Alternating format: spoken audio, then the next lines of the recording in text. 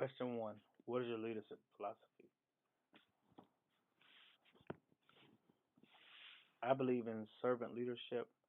And what I mean by that is taking the time as a leader to service those that you supervise. I'll give you one example. A few years ago, I had a teacher that went out on medical leave, and it was a subject area that I taught when I was in the classroom.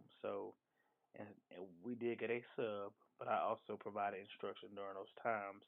The sub was there more or less for when I needed to be out to take care of things, but on a daily basis, I provided the instructions for that 6 weeks period. Servant leadership also means that when you're needed to do something, um, i.e., a teacher needs a hand, maybe as quote unquote a teacher assistant, you're willing to go in that classroom and help that teacher out. So that's how you provide service to your teacher. You make their jobs easier by being available to them and in that service. And that service could also mean servicing um, for your supervisors and doing things. Because that also shows leadership that you're willing to roll up your sleeves and get things done, and not look to just other people always to get it done by delegating, but by instead being involved directly with the task. What process did you take in becoming a leader? Well, first of all, of course, I was certified traditionally in the area of business education.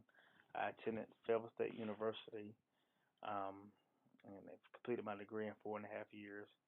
Then I taught for several years following that in Georgia and North Carolina. Um,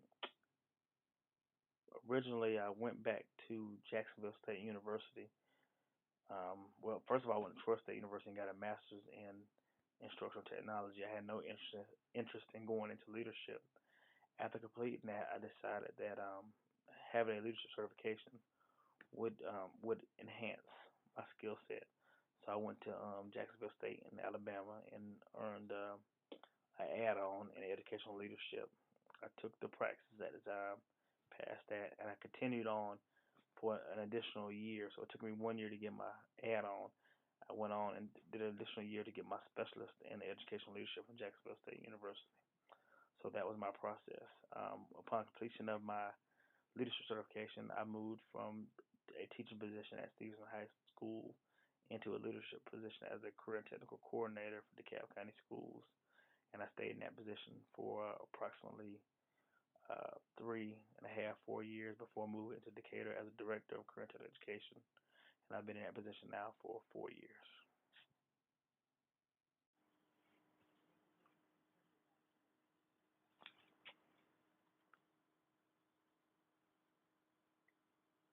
What is your approach to conflict resolution? I think it's very important, either dealing with teachers or dealing with students with conflict, that you give a chance for both sides to express their side and how they're feeling, and then have the other side come back and express what they heard to kind of make sure you're on a level playing field. Is also to understand the personalities. One person's personality may be going directly at somebody, whereas another may be to kind of give hints and kind of to be that person that meshes. And when you're dealing with that conflict, to have both sides possibly, for example, come up with solutions to that conflict and compare those solutions. And many times, writing out solutions, that helps. I had teachers that felt strongly about how labs should be done, how the lab should be cared for. So I both had them create both a checklist to compare against one another to come to a happy medium so that they could coexist in that lab space. Um, what are the biggest challenges or obstacles to leadership responsibilities is just the balance of giving people the time to talk about what they need, but still getting done with everything you need to get done. And you have those tasks that are repetitive tasks that don't really enhance instruction or enhance the school, but they kind of just make the school run. One such task would be possibly entering field trips or approving field trips. Field trips are an important part of the learning process, but nobody's gonna pat you on the back for actually entering in the buses. You're not gonna be noticed for buses unless the buses are not there. Excuse me. So I guess the kind of the mundane duties are the most difficult things, and then also having to deal with parents sometimes that don't necessarily agree with the level of punishment that you dole out to a child based on their behavior and the fractions, their level of their fraction. And then sometimes teachers not understanding the bigger picture. I think teachers many times, which is their job, to look at what's going on in their classroom versus the overall well-being of the school. That's the administrator's job to look at the overall well-being that is bigger than just one classroom or one teacher or one student.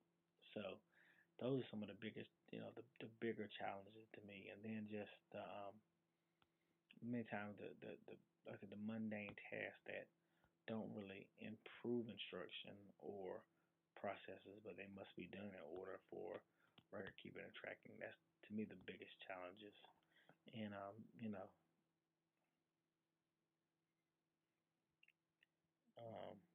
do you have a mentor who influenced you in leadership?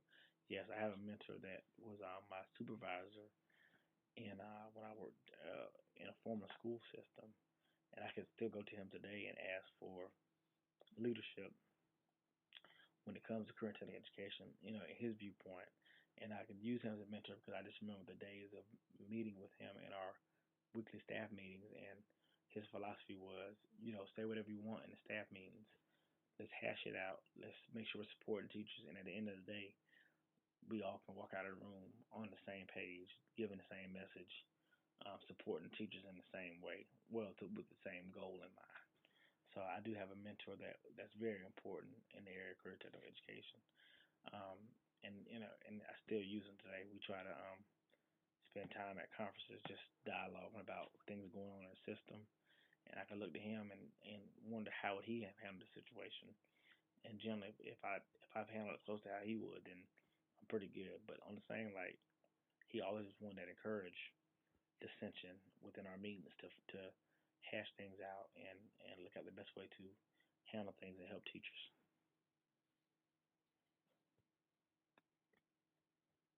What qualities or traits make you the leader that you are? I think empathy is one thing. I try to see things from the teacher's perspective and also from the student's perspective, and try to find that common ground. Um, that teachers know that I generally care about them more than just as this job. And I always try to express to the teacher that one day when you're gone from this job or I'm gone from this job, this school will still be here. It will still function. So there are times you need to step away and spend time with your family and get that quality time in, and then be refreshed and come back to work hard for the school. And I think just you know the quality of being a leader. Keep things simple. You know, get input. From everybody and provide service. It's kind of what I believe in. Just be ready to service. If you're asking others to make sacrifices, you also make sacrifices on your own.